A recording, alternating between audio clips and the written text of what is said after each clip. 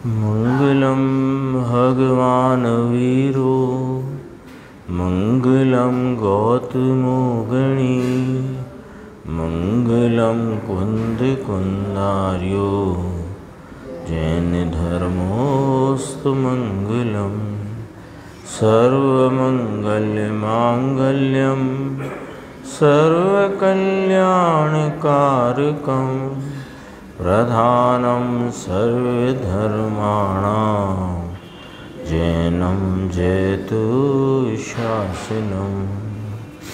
मैं नमो तीर्थनायक को, नमो ओंकार वाणी को, नमो उन कुंद प्रभु को जिन्होंने ओंकार धारण की।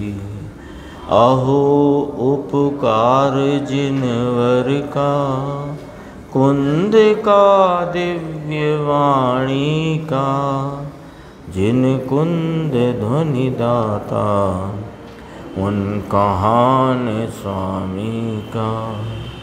नमयूण जिणम वीरम अनंत वर्णान संदंसन सहावम भोक्षामिणीयम सारम केवली शुद्ध केवली भणिदम।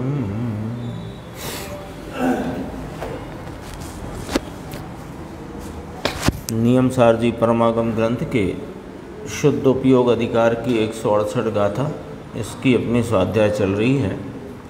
और आज जो गुरुदेव श्री की सीडी प्रवचन में चला वो कल का ही विषय था। कल एक भाई आए थे हिंदी, तो उन्होंने प्रवचन के बीच में फरमाया कि गुरुदेव हिंदी में लो, तो कहा एक ने माटे ना लेवाए। फिर आज अपने ही खुद मन में आया, तो आज का प्रवचन उन्होंने हिंदी में लिया है। और कल का ही विषय था पूरा, और अब जो आधा घंटे के बाद शुरू हुआ है वो फिर विषय आगे का है। तो अपन एक मेरे थोड़ा विचार चल रहा था, 9वें भाग में एक बॉक्स आया था, यद्यपि पुस्तक नहीं है पर वो सरल सी बात है लेकिन थोड़ी गंभीर है, तो उसको अपन थोड़ा पढ़ते हैं और फिर नियम सार जी की स्वाध्याय प्रारंभ करेंगे। ये 9वें भाग में था, एकदम अंतिम पेज था। देखो, थोड़ा ख्याल में लेने की बात है। प्रश्न किया है किसी ने गुरुदेव श्री से कि ऊंचे उपदेश का स्वरूप निचली दशा वाले को भाषित नहीं होता, इसलिए ऐसी बात हमको समझ में आती नहीं। यानी उनका कहना ये है प्रश्नकार का कि साहेब हम तो निचली दशा वाले हैं और आप ये ऊंची जो बात हमको कह सुनाते हो, ऊंचा उपदेश हैं, ऊंचा उपदेश जो सुनाते हो वो उसकी हमको समझ में आता नहीं, और हमारी तो अभी निचली भूमिका है। यानी वो प्रश्न की बात समझना, यानी बहुतों को अपन सबको ऐसा लगता है कि अभी तो हमारी भूमिका ऊंचे उपदेश सुनने की नहीं है, ये तो सब MA LLB की ऊंची बातें हैं, हमें तो सामान्य बात समझा दो, इतना ही बहुत है।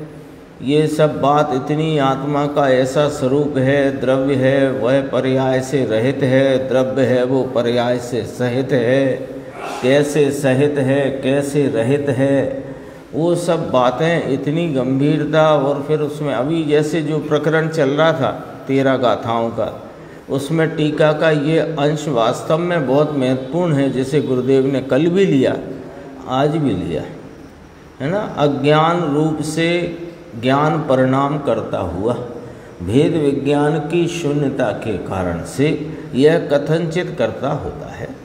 इसका मिथ्यात्व विकार आदि भावों का करना तो चाहिए इसे उसका ज्ञान, लेकिन उसका ज्ञान न करते हुए उन ज्ञेय को, उन पर भावों को आप रूप मानता हुआ भेद विज्ञान की शून्यता के कारण उनका कर्ता होता है। कथनचित कर्तापना कैसे है, यानी ये बात है सामान्य पर बहुत ऊंची है। ऊंची इसलिए है कि ये बात समझना जरूरी है।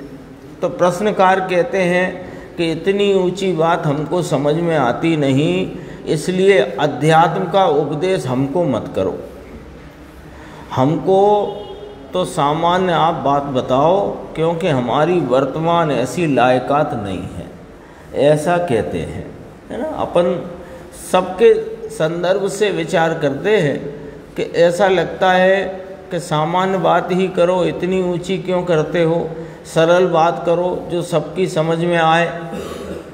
तो भैया वो सरल बात जो सबकी समझ में आती है, ये भी कोई कठिन बात नहीं है। ये जो चलती है ना पूज्य गुरुदेव श्री के माध्यम से आचार्य भगवंतों की जो अध्यात्म की बातें हैं, ये कोई ऊंची बात नहीं है, यानी नई समझ में आने वाली बात नहीं है।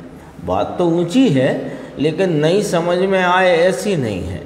और समझ में नहीं आए ऐसी आड़ मत डालो कि हमको समझ में नहीं आता है। तब उसके लिए उत्तर यहाँ गुरुदेव फरमाते हैं कि अन्य तो अनेक प्रकार की चतुराई जानते हो और यहाँ मूर्खपना प्रकट करते हो, सो यह योग्य नहीं है। बड़े बड़े MTech engineer, MBA 50 lakh 70 lakh सालाना के जिनके आजकल पैकेज हैं, वे आकर कहें कि हमको ये बात समझ में नहीं आती, तो उनके लिए ही सीधी, यानी अपन जब बात करते तो ऊंची कर देते हैं, सीधी सीधी। यानी अन्य प्रकार की चतुराई जानता है और यहाँ मूर्खपना प्रकट करता है, ये योग्य नहीं है। यानी व्यापार का जो अपना सामान्यतया काम है, तो व्यापार में अनेक प्रकार की उलझनें, अनेक प्रकार के उसमें जानपना, नया कानून आए तो उसे जानना, जीएसटी आई तो उसे जानना, उसका रिटर्न कैसे भरना, कैसे उसमें बचत होगी, वो कैसे उसको भरना है, क्या करना है, सब जानने में होशियार है ना। बहनों का भी नई कोई वस्तु बनाने का हो तो उसमें सब जानना सीख जाते हैं, क्यों कि उसकी दरकार है। तो ये गुरुदेव का ये वाक्य मुझे बहुत, यानी समझो मार्मिक भी है, चोट करने वाला है, इसलिए ये बहुत दिन से विकल्प था, ये वाला वाक्य अपन सबके बीच में अपन चर्चा में लें। देखो क्या कहा, अन्य तो अनेक प्रकार की चतुराई जानता है और यहाँ मूर्खपना प्रकट करता है, यह योग्य नहीं है। संसार की खाने पीने की बात करे तो इसमें चतुराई बताए, व्यवहार की बात करे तो इसमें ऐसा खपे ऐसा न खपे, ये इसकी ऐसी होनी चाहिए, इसकी तो भैया यूँ मर्यादा है, और ये तो बिल्कुल योग्य नहीं है, और ये तो योग्य है, और ऐसे किया करो और ऐसे ना किया करो। दोनों प्रकार की बात रख दी गुरुदेव ने। संसार की खाने पीने की, भोगादिक की बातों में भी चतुर है, और जो संसार से अतिरिक्त कही जाएगी, एक प्रकार से भोग आदि से अतिरिक्त व्यवहार की जो बातें हैं, क्या चलेगा क्या नहीं चलेगा, किसकी कितनी मर्यादा है, किसका कितना सिस्टम है, कैसे रखना कैसे करना, एक दूसरे में आचार्यत्व तो करे उन बातों का। शुद्ध आहार ऐसा होता है इत्यादि कहे, लेकिन अब जरा ध्यान देना, व्यवहारे लख दोहला काई न आवे हाथ रे। व्यवहारे लख दोहला, व्यवहार को देख देख कर और उसमें कितनी ही चतुराई करे, कुछ भी हाथ आने वाला नहीं है। संसार में रुचि वाला होने से संसार के काम सब जानता है, और यहाँ हमको समझ नहीं सकते ऐसा कहता है। ये चर्चा क्यों उठाई है? सच कहते हैं, अब जब यहाँ बैठ के कहने ही बैठे हैं तो फिर कहने से परहेज क्यों? अपने भी घर में जो भी हैं सदस्य, वे कहते हैं हमें समझ में नहीं आता। तो तुम्हें समझ में क्यों नहीं आता? तुम्हें और सब तो खूब समझ में आता है। यदि व्यापार करते हो तो व्यापार समझ में आता है, घर के और काम करते हो तो वो समझ में आते हैं, और ये ही समझ में क्यों नहीं आता है? इसके लिए तो हमको पहली क्लास वाली पढ़ाई कराओ। गुरुदेव कहते हैं जेल में भी जाते हैं कैदियों अपराधियों के बीच, तो वहाँ भी यही कहते हैं कि अपराध का कारण तो अज्ञान है। गुरुदेव की भी सभा में बोर्डिंग में छात्र रहते थे, बोर्डिंग में सोनगढ़ में छात्र थे छोटे, 7वीं 8वीं 6वीं 9वीं में पढ़ने वाले, और प्रति रविवार को वे गुरुदेव के व्याख्यान सुनने आते थे और सुनते थे। और गुरुदेव की तो वास्तव में बात ही ऐसी है, पढ़ो चाहे सुनो। वो तो इतनी सरल है, इतनी सरल है कि वर्तमान में उनसे सरल व्याख्या करने वाला कोई है ही नहीं। इतनी सरल है कि नहीं? देखो यहाँ हमको समझ सकते नहीं भैया।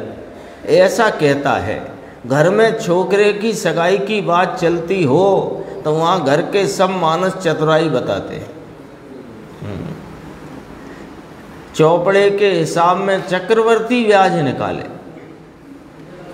ब्याज निकालने में अब लेना है ना ब्याज, तो उसमें फटाफट सब कर ले। चाहे जैसा अटपटा काम होए तो भी उसकी उकेल कर लेता है, उसका कोई ना कोई हल निकाल लेता है, कितना ही अटपटा आ जाए। सबके अनुभव में है, ऐसा नहीं है। मकान बनाना है मुन्ना भाई, तो कितना ही अटपटा काम हो जाए तो फिर वो कैसे ना कैसे उसकी उकेल नाम उसका निकाल कर ही लेता है। कोई हो, एक सामान्य बात है, वहाँ उपयोग को लगाता है, यहाँ समझ में नहीं आता, ऐसा कहता है। तो उसको वास्तव में धर्म की रुचि ही नहीं है। हाँ, दरअसल उसे अपना हित ही करना नहीं है। ये तो बहानेबाजी है कि हमको ये वाली बात समझ में नहीं आती, ये ऊंचा उपदेश समझ में नहीं आता, ये नहीं होता, वो नहीं होता। दरअसल में ये तो बहानेबाजी है, रुचि ही नहीं है अध्यात्म शास्त्रों के। अब एकदम कठिन बात है भैया, है देखना। अध्यात्म शास्त्रों के अभ्यास करने का जो निषेध करता है वह भगवान के मार्ग का द्वेषी है, ऐसा इससे सिद्ध होता है। बात कड़क है, जरा देखना है ना। अध्यात्म शास्त्रों की बात ना करो, सिर्फ भेद प्रभेद की बातें बता दो और बता दो, सामान्य बता दो और व्यवहार की बातें बता दो और ये रहने दो। भाई साहब, इसके निषेध में तुम पूरे वीतराग जिन शासन का निषेध कर देते हो, द्वेष करते हो। ये वाली बात यहाँ गुरुदेव श्री ने फरमाई। मुझे बहुत विकल्प था कि ये असल में उस समय हो नहीं पाया था ये, और वो पुस्तक भी अपनी रखना ही थी। अपन अब 168 गाथा है कारण कार्य नियम, पेज 179 में गुरुदेव का व्याख्यान यहाँ शुरू है। इसके देखो नीचे वाले पैराग्राफ से अपन बात करते हैं, है ना। इसका हरि गीत पढ़ लेते हैं, थोड़ा ख्याल में आएगा विषय क्या है। विद विद गुणों ने पर्ययो संयुक्त द्रव्य समस्त ने, देखे न जे सम्यक प्रकार परोक्ष दृष्टि तेहने। यानी जो इस जगत के गुण पर्यायों संयुक्त द्रव्य समूह हैं, उसको जो प्रत्यक्ष सम्यक प्रकार से नहीं देखता, वास्तव में उसको परोक्ष दृष्टि है और वह संसारियों की भांति अज्ञानी ही हैं, सर्वज्ञ नहीं। भले वो सर्वज्ञ होने का अभिमान करे, ऐसी यहाँ बात इसमें रखी है। देखो नीचे, यहाँ केवल दर्शन के अभाव में, अर्थात प्रत्यक्ष दर्शन के अभाव में सर्वज्ञपना नहीं होता, ऐसा कहा गया है। समस्त गुणों और पर्यायों से संयुक्त पूर्व सूत्रोक्त यानी 167वीं गाथा में कहे हुए मूर्तादि द्रव्यों को जो नहीं देखता, मूर्तिक अमूर्तिक चेतन अचेतन आ गया था ना, वो मूर्त अमूर्त और द्रव्य और पर्याय आदि में मूर्त द्रव्य और उसकी पर्याय जिस समय होनी है वह, और अमूर्त में भी जिस समय होनी है वह। तो मूर्तादि है ना, तो आदि में द्रव्य गुण और पर्याय सब आ गया। मूर्त अमूर्त चेतन अचेतन उनके गुण, उनके काल में घटित होने वाली पर्यायें, उनको जो नहीं देखता जानता, तो कहा ऐसा उपदेश है। इसमें करना क्या, कि करना ये है प्रभु, करना है यह कि पूर्ण ज्ञान प्रकाश का पूर्ण ज्ञान प्रकाश के नूर का कल अपनी चर्चा आई थी ना इसी शब्द पे, चैतन्य प्रकाश के नूर का यहाँ भी लिया ज्ञान प्रकाश के नूर का नूर नाम चमक, नूर नाम उसका सौंदर्य, उसकी शोभा, और उसका ये पूर्व शब्द है राकेश भाई, ये बहुत महत्वपूर्ण है। ये प्रवाह स्वरूप है, अनादि अनंत टंकोत्कीर्ण एक रूप सदृश ध्रुव स्वरूप ऐसे का ऐसा रहा हुआ यह चैतन्य भगवान अपने अनंत गुण संपदा से समृद्ध प्रवाह स्वरूप है। प्रति पर्याय प्रति पर्याय में यह परिपूर्णता से भरा हुआ ऐसे का ऐसा रहा हुआ ये विद्यमान तत्व है। ये पूर्व शब्द में बड़ा भाव है, ये देखो। तो कहा पूर्ण ज्ञान प्रकाश के नूर का परिपूर्ण परमात्मा तुम, हाँ, ऐसा सन्मुख होकर ऐसे अपने चैतन्य प्रकाश के नूर का जो पर्याय प्रति पर्याय में हाजरा हुजूर विद्यमान तत्व है, उसके सन्मुख होकर अनुभव और प्रतीति करना है भैया, ये करना है। लगता है ना ये आत्मा की बातें, द्रव्य गुण पर्याय की बातें, उसके अनंत शक्ति और संपदा की बातें, फिर उसकी वर्तमान भूल की बातें, फिर वर्तमान भूल को टालकर प्रकट होने वाले मोक्ष मार्ग की बातें, और मोक्ष मार्ग के फल रूप मोक्ष दशा की बातें। इन सब बातों के करते रहने से क्या होगा? बातें तो बहुत करते हो, अपने परस्पर चर्चा करते हैं ना, तो ऐसी भी चर्चा सामने आती है कि बातें तो बहुत करते हो, बातों से क्या होगा? और बातें करना है खाली के कुछ करना भी है, कि सिर्फ बातें ही करना है, कि नाना बातें नहीं करना है।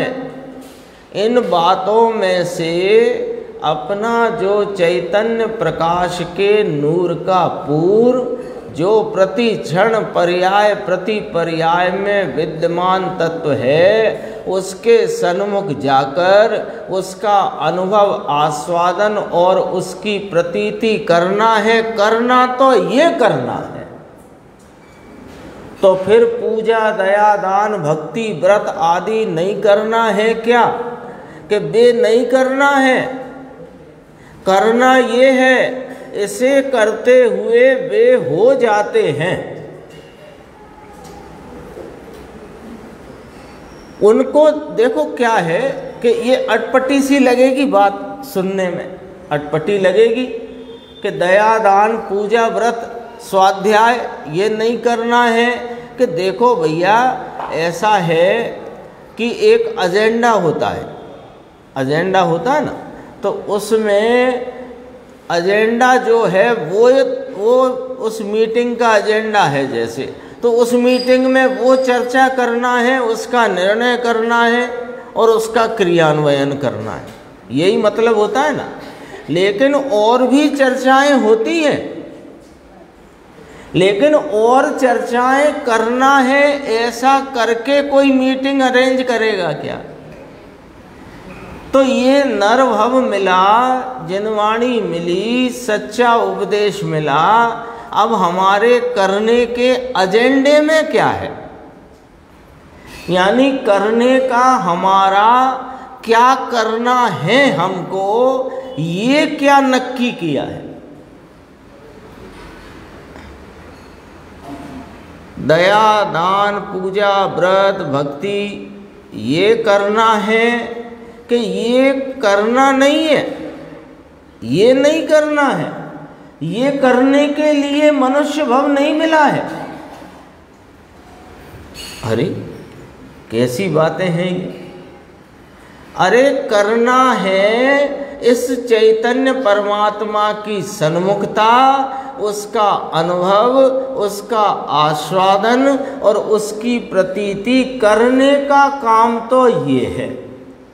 अब ये करने के क्रम में और इसको करने के बाद भी ये सब होते हैं, पर ये करने वाली लिस्ट की चीज़ें नहीं हैं। करने वाली लिस्ट में तो एक ही चीज़ है कि अपने चैतन्य भगवान का निर्णय का अनुसरण करता उपयोग, उस उपयोग को स्वरूप सन्मुख करके उसका आस्वादन, संचेतन और प्रतीति करना और उसी में एकाग्र रहना, ये करने का एजेंडा, करने का कार्यक्रम तो ये है। ये थोड़ा सा फर्क पड़ जाता है बात में, और इस बात में से भाई साहब दिशा में बहुत फर्क पड़ जाएगा। बात कहने में अटपटी लगती है, सुनने में अटपटी लगती है, और ऐसा लगता है कि मानो पूजा पाठ भक्ति का तो निषेध ही कर दिया गया है और व्रत आदि को तो बिल्कुल उठाकर ही फेंक दिया गया है, ऐसा लग सकता है। लेकिन उसकी बात की गंभीरता को, आचार्य भगवंतों के मर्म को, ज्ञानी धर्मात्माओं के हृदय को यदि सच्चाई से समझ पाते हैं हम, तो हमारे जो इस मनुष्य भव में जितना जितना जिसका शेष है, उसको एक ही कार्यक्रम है कि स्वरूप का निर्णय, उसकी सन्मुखता, उसकी ही आस्वादन पूर्वक प्रतीति। बाकी कार्य उस क्रम में होते जाते हैं, होते रहते हैं, टल जाते हैं। तो इससे फर्क क्या पड़ेगा राकेश भाई? हम भी कर ही रहे हैं और आप भी कह ही रहे हो कि होते हैं, तो इसमें क्या फर्क पड़ गया जो इतना वजन देकर 4 बार इसी बात को कहा कि भाई इससे दिशा बदल जाएगी। जो अभी हमारी हितरूपता का प्रयोजन तो सबको है, तब तो अपन यहाँ स्वाध्याय के लिए एकत्रित हुए, हित का प्रयोजन लेकर ही तो यहाँ एकत्रित हुए हैं। लेकिन वह हित के कार्य को हितरूप हो जाए, उसमें हमारी दिशा कहीं गलत तो नहीं है। तो सच्ची दिशा में आकर के यदि थोड़ा भी प्रयत्न किया जाएगा तो कार्य की सिद्धि होगी,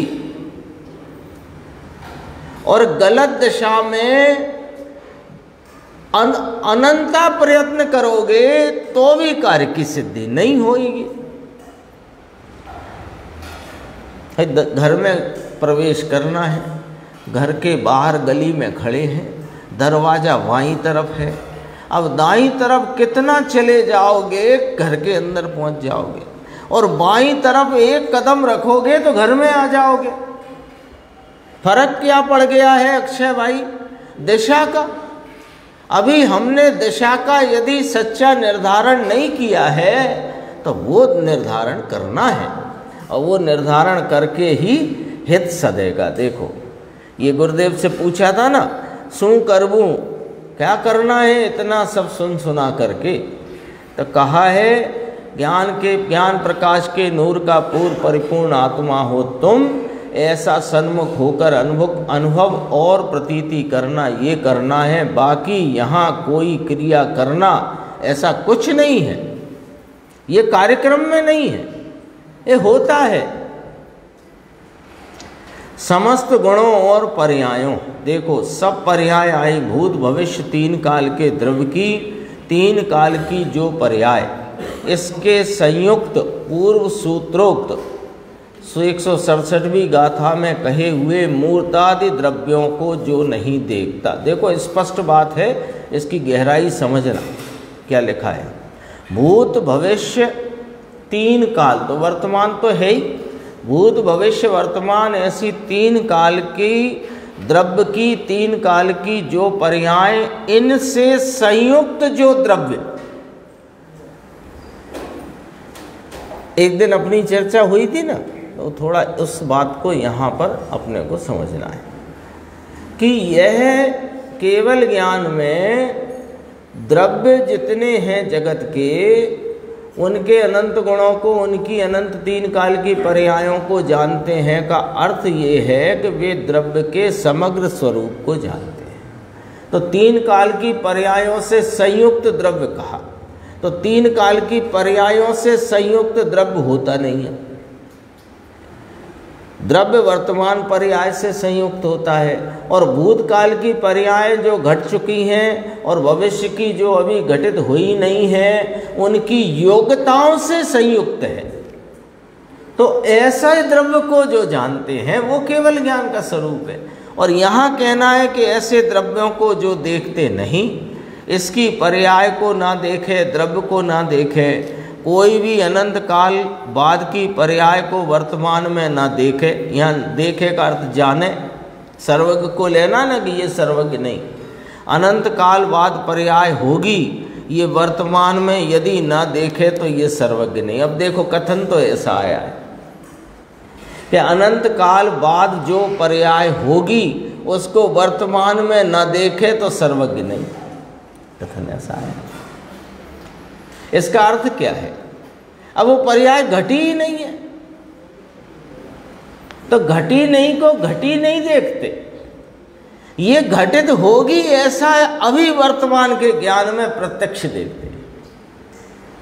बस समझना बात को, क्योंकि पर्याय कोई ऐसे पिटारे में रखी हुई भाव नहीं है जो निकल निकल के आते हैं, है ना।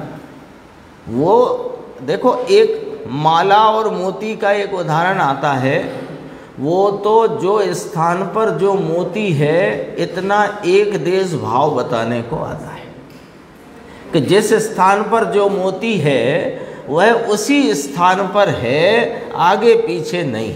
इतनी बात बताने को ये एक देश उदाहरण है, ठीक है।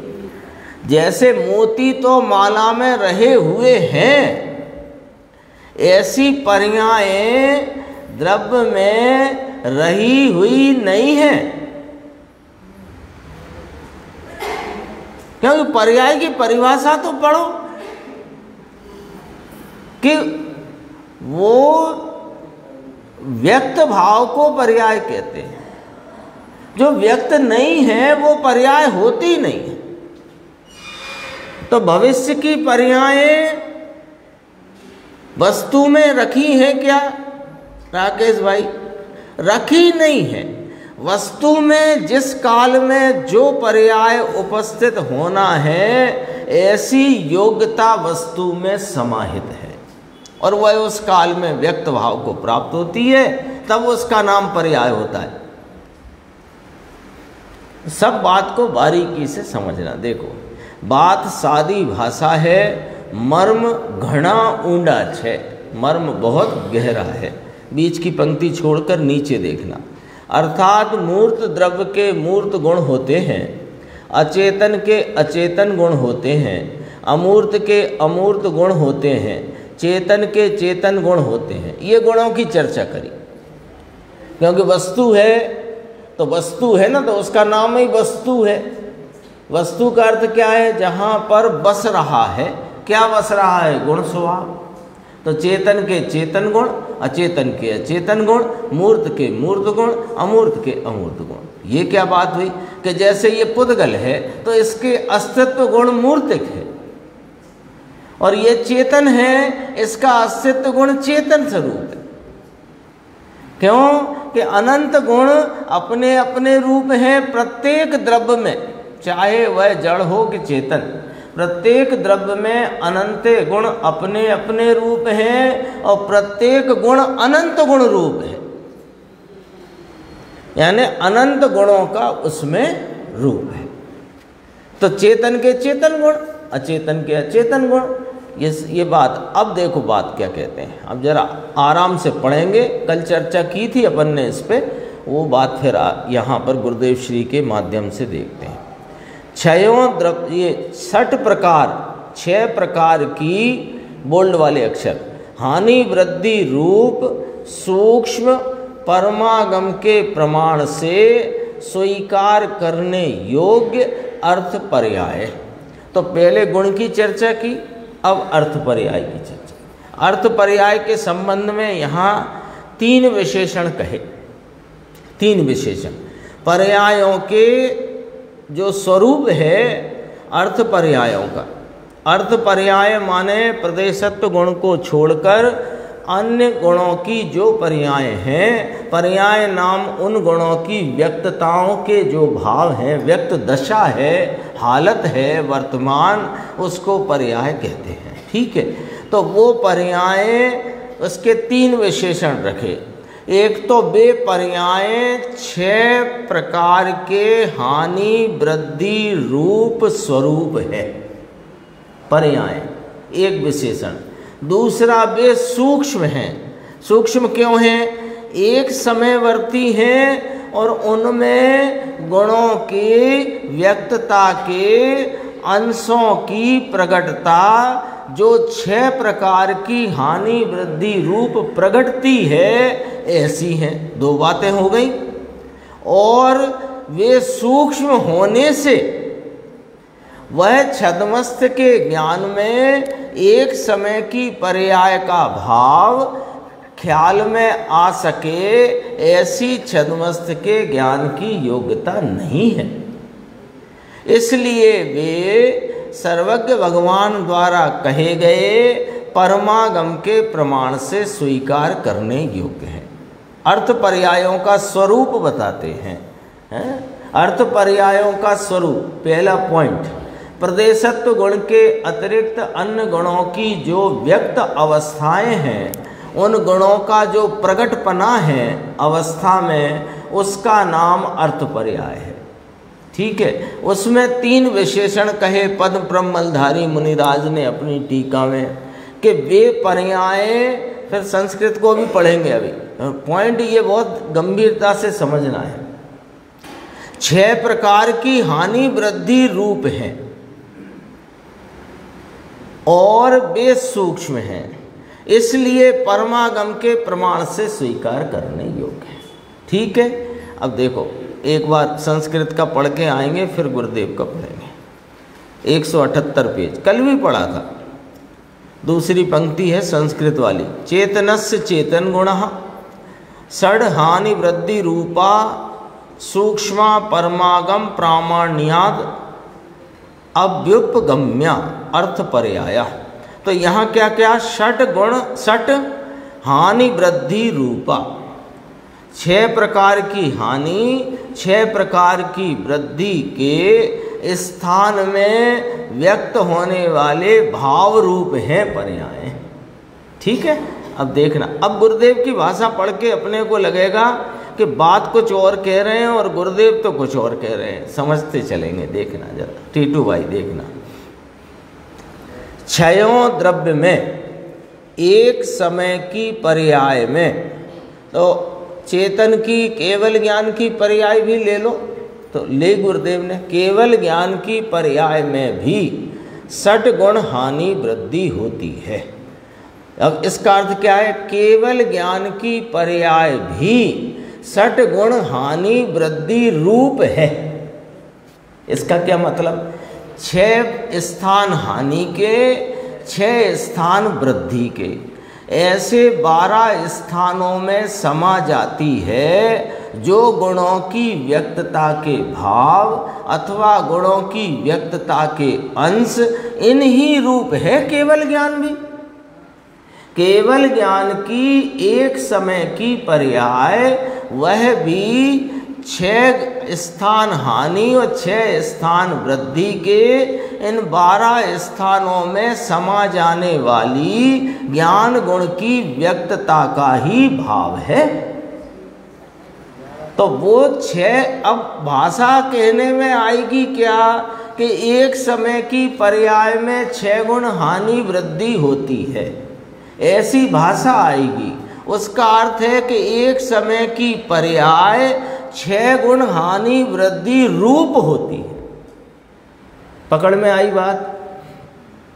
कल अपन ने बात करी थी उंगली से, अब उसे दोबारा करने की जरूरत नहीं है, स्पष्ट है। यहाँ भी घटित कर लो, केवल ज्ञान की पर्याय में 6 गुण। अब अपन एक विचार करते हैं कि एक समय की केवल ज्ञान की पर्याय में 6 हानि के 6 वृद्धि के तो षटगुण हानि वृद्धि हो रही है मानोगे तो बताओ वो ज्ञान का जो अनंत ज्ञान, जिसे कहा ना अनंत चतुष्टय प्रगटा है, तो अनंत ज्ञान प्रगटा है, वो अनंत वृद्धि का भाव जो अनंत वृद्धि का सर्वोत्कृष्ट भाव प्रकट हुआ है, तो वहाँ वृद्धि का सर्वोत्कृष्ट भी ले लें, मीडियम भी ले लें, कम भी ले लें, क्या करें बताओ? ऐसा हो नहीं सकता। 12 स्थानों में कोई एक भाव को प्राप्त होती है वो पर्याय, एक ही पर्याय में 12 स्थान नहीं होते हैं। घटबड़ नहीं होती, यही तो कह रहे हैं, यही तो। अब वही तो पकड़ो अपन, एक समय की पर्याय में हानि वृद्धि नहीं होती, एक समय की जो सूक्ष्म पर्याय है वो इन 6 हानि के 6 वृद्धि के स्थानों में कोई एक भाव को प्राप्त होती है, तो उस पर्याय को 6 गुणी हानि वृद्धि रूप कहा। आई बात समझ में आई? जैसे कि ये 5 फीट की टेबल है आपके सामने लगी है ना, 5 फीट की है, तो 5 फीट में 60 इंच होते हैं। तो आप 60 में से कोई संख्या बोलो इंच की, है ना, 22 बोलो, 24 बोलो, 36 बोलो, 33 बोलो, 11 बोलो, 9 बोलो, जो बोलोगे उसमें ही मिलेगी, ठीक है ना। अब जो 9 इंच का भाव है वही 10 का होए, वही 11 का होए, वही 60 का होए, वही 1 का होए, ऐसा नहीं है। लेकिन वो 1 इंच से 60 इंच तक का ही है, इस मर्यादा में ही होता है, बस इतनी बात है। जैसे अभी टीटू भाई ने पूछा केवल ज्ञान की पर्याय में भी हानि वृद्धि होती है, तो हानि वृद्धि नहीं होती। हानि वृद्धि के उन स्थानों में अत्यंत अनंत उत्कृष्टता का भाव है, उस रूप वह केवल ज्ञान की पर्याय, अनंत गुणा वृद्धि के भाव।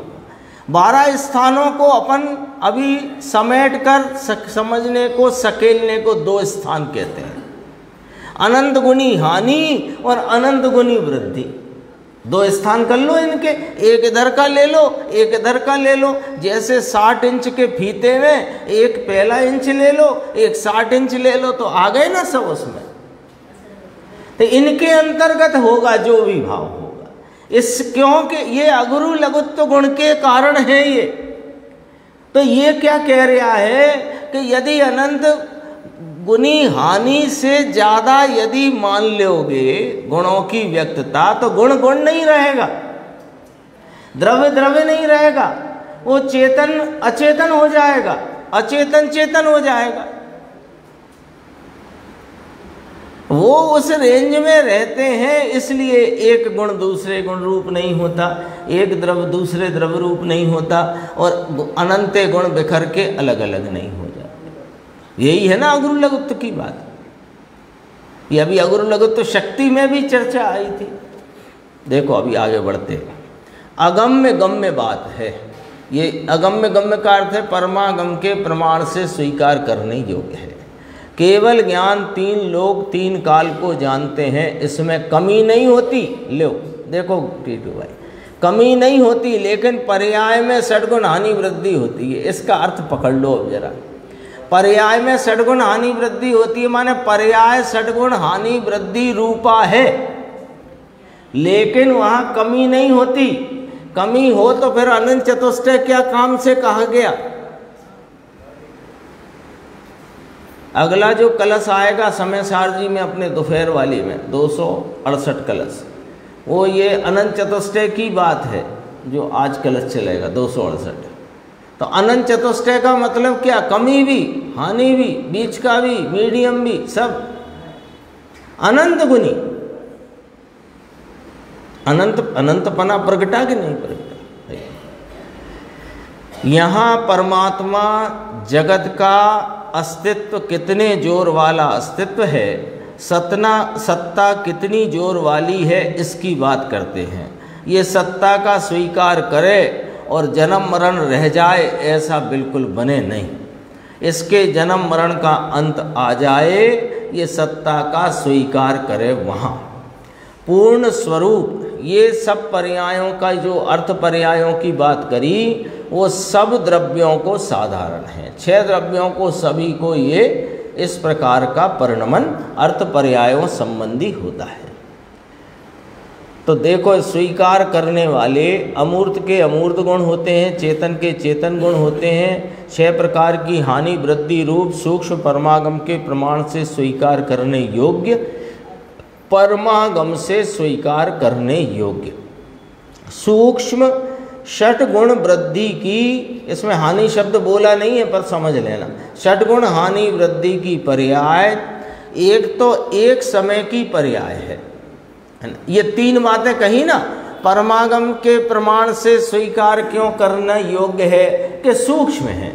सूक्ष्म क्यों है कि एक समयवर्ती है, और एक समयवर्ती कैसी है कि 12 स्थानों में समा जाने वाली गुणों की व्यक्तता के अंश हैं। तो कहा वो एक समय की पर्याय, एक समय की पर्याय में 6 गुना हानि वृद्धि। अब इसको समझ लो, एक समय की पर्याय में 6 गुना हानि वृद्धि जो बोलते हैं, इसका अर्थ है एक समय की पर्याय 6 गुना हानि वृद्धि रूप है। इसलिए संस्कृत का कल भी पढ़ा, आज भी पढ़ा, और लॉजिक से भी समझो। कल भी बात करी थी, ये एक पर्याय, ये दूसरी पर्याय, इसमें मान लीजिए असंख्यात गुना रुक्षता है एक पर्याय में। अब एक समय की ये एक पर्याय, इसमें असंख्यात गुणा रुक्षता भी ले ले, संख्यात गुणा रुक्षता भी ले ले, संख्यात भाग रुक्षता भी ले ले, ऐसा हो सकता है क्या? तो 6 गुना हानि वृद्धि एक पर्याय में कैसे घटाओगे कि ये एक पर्याय 6 गुना हानि, 6 हानि के और 6 वृद्धि के, ऐसे 12 स्थानों में कोई एक स्थान के भाव में ये प्रकट भाव है। अब ये दूसरी हुई, इसमें थी असंख्यात गुणा रुक्षता, अब इसमें हुई अनंत गुणी रुक्षता। तो इसमें अनंत गुणी भी घटाएं, असंख्यात गुणी भी घटाएं, नहीं है ना। तो एक समय में हानि वृद्धि नहीं होती, एक समय की पर्याय 6 हानि के 6 वृद्धि के, ऐसे 12 स्थानों में कोई एक रूप में व्यक्त होती है, तो उस पर्याय को 6 गुना हानि वृद्धि रूपा कहा। ऐसी बात है। गजब बात है। षटगुण हानि वृद्धि का अर्थ अनंत गुण वृद्धि और अनंत गुण हानि। देखो ले दिया गुरुदेव ने, ये 2 पॉइंट बना दिए, 12 स्थान के 2 पॉइंट, अनंत गुण हानि और अनंत गुण हानि और अनंत गुण वृद्धि, ये 2 के बीच समा गए। केवल ज्ञान मिटकर मन पर्याय ज्ञान हो जाता है, ऐसा नहीं ले। यदि देखो एक समय में केवल ज्ञान में 6 गुना हानि वृद्धि होए तो अनंत गुणा वृद्धि भी होए और अनंत गुणी हानि भी होए।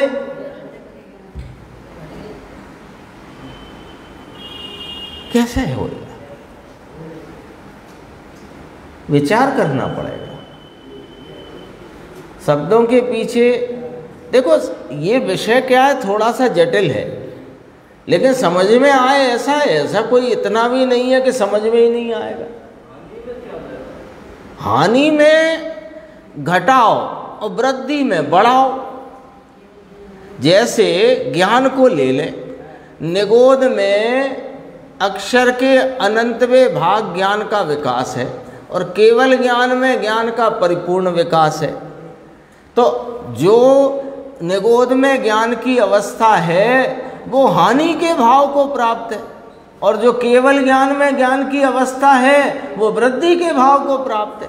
और उसमें एक ये तो अभी अपन ने सीधी निगोध से केवल ज्ञान की बात करी, बीच में भी बहुत स्थान पड़ेंगे कि नहीं पड़ेंगे, और उनमें भी ये 12 स्थान भी संग्रह से हैं। चलो ये भी संग्रह से, ऐसे हानि के हैं ना, उन्हें सब दोहराना पड़ेगा। पहले हानि से ही चलते हैं। अनंत गुणी हानि, असंख्यात गुणी हानि और संख्यात गुणी हानि, फिर अनंत भाग हानि, संख्यात असंख्यात भाग हानि, संख्यात भाग हानि। 6 हुए, ऐसे ही 6 वृद्धि के पकड़ लो तो 12 हो गए। तो वही तो हम कह रहे हैं, वही तो हम कह रहे हैं, और क्या कह रहे हैं। इसलिए लकीर मत पढ़ो, जो कह रहे हैं वो सुनो। लकीर में तो लिखा है एक समय में 6 गुना हानि वृद्धि। अरे उसका अर्थ है एक समय की पर्याय में 6 गुना हानि वृद्धि रूप है वह पर्याय, यानी वह 12 स्थानों में कोई एक भाव से प्रकट है वो पर्याय। ये बात है इसमें। एक समय केवल ज्ञान में हानि वृद्धि कैसे लगाओगे आप? हम तो कह रहे हैं केवल ज्ञान तो बहुत बड़ी बात है। हमने तो अभी ये आपसे कहा ये एक उंगली की ये एक पर्याय ले लो ये समझने के लिए। इसमें असंख्यात गुणा रुक्षता है तो इसी में संख्यात गुणी रुक्षता ले लें, इसी में अनंत भाग रुक्षता की हानि ले लें। क्या ले लें बताओ, आप बताओ। यदि ये एक पर्याय असंख्यात गुणी रुक्षता वाली है और दूसरी अनंत गुणा रुक्षता वाली है तो ये पर्याय इन 12 स्थानों में किसी एक भाग रूप है और ये पर्याय उन्हीं 12 स्थानों में किसी एक भाग रूप है। तो 12 स्थानों में कोई एक भाग रूप रहती है, एक समय में हानि हानि वृद्धि वृद्धि नहीं होती है। समझना पड़ेगा, बात ही ऐसी है। अपन क्या लकीर पढ़ते हैं ना, लेकिन अभी संस्कृत भी तो पढ़ाई थी, फिर दोबारा पढ़ो। 178 पेज। षड है ना, षड ढ 2 ढानी, ये बन गया षड हानि वृद्धि रूपा। इसमें ये कहाँ लिखा? पर्याय में 6 गुना हानि वृद्धि है, ये नहीं, ये तो बोलने में आता है, सरलता से बात कहने के लिए कही जाती है। एक समय में 6 गुना हानि वृद्धि लागू पड़ती है, ऐसा बोलने में कहा। लेकिन वो है क्या कि प्रत्येक पर्याय एक समय की एक पर्याय वो 6 गुना हानि वृद्धि रूपा है। ये चर्चा पहले हो चुकी है, क्योंकि मुझे ये शब्द मिल गया इसमें रूपा टीका में पद्म ब्रह्मधारी देव की। इसलिए वो बात को अपन ने और स्पष्ट करने के लिए कल भी चर्चा करी, आज भी चर्चा हुई। देखो थोड़ा और देखते हैं। केवल ज्ञान मटीने मन पर्याय ज्ञान थई जाए एम नहीं, अने वृद्धि थाय छे तो केवल ज्ञान थी वृद्धि थईने बीजी शक्ति बधे छे एम नहीं। लो एक और बात कही कि केवल ज्ञान हो गया तो केवल ज्ञान से भी ज़्यादा वृद्धि होकर के कुछ और शक्ति बढ़ जाएगी, ऐसा नहीं। वो अनंत गुणी वृद्धि के स्थान से आगे नहीं जा सकता, गुणों की व्यक्तता का भाव।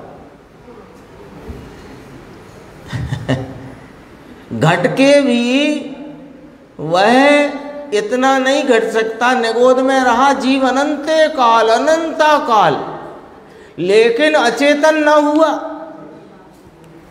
और जगत अचेतन मानता रहा उसे। बोलो, एक जैन जिनवाणी जिनेन्द्र परमात्मा के शासन सेवा है, कौन मानता है कि यहाँ ठसाठस जीव भरे पड़े?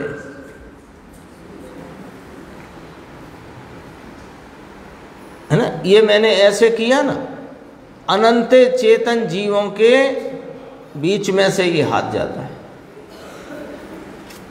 ठसाठस भरे हैं।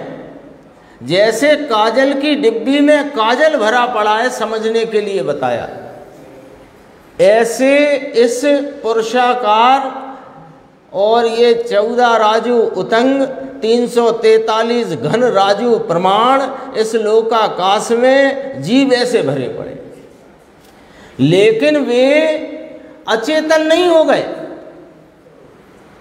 क्यों? क्योंकि प्रत्येक उनकी पर्याय षड्गुण हानि वृद्धि रूपा है। हानि भी नहीं हो जाती उससे अधिक, अनंत गुनी हानि से अधिक हानि नहीं हो सकती और अनंत गुनी वृद्धि से अधिक वृद्धि नहीं हो सकती। ये पर्याय का स्वरूप है। ऐसा परमागम में ऐसा लिया तो कहा परमागम के प्रमाण से स्वीकार करने के योग्य है, तेरे तर्क और युक्ति काम नहीं आते हैं। इसमें 183 पेज पे चर्चा है आगे की, व्यंजन पर्याय आदि की, वो अपन आगे की स्वाध्याय में लें।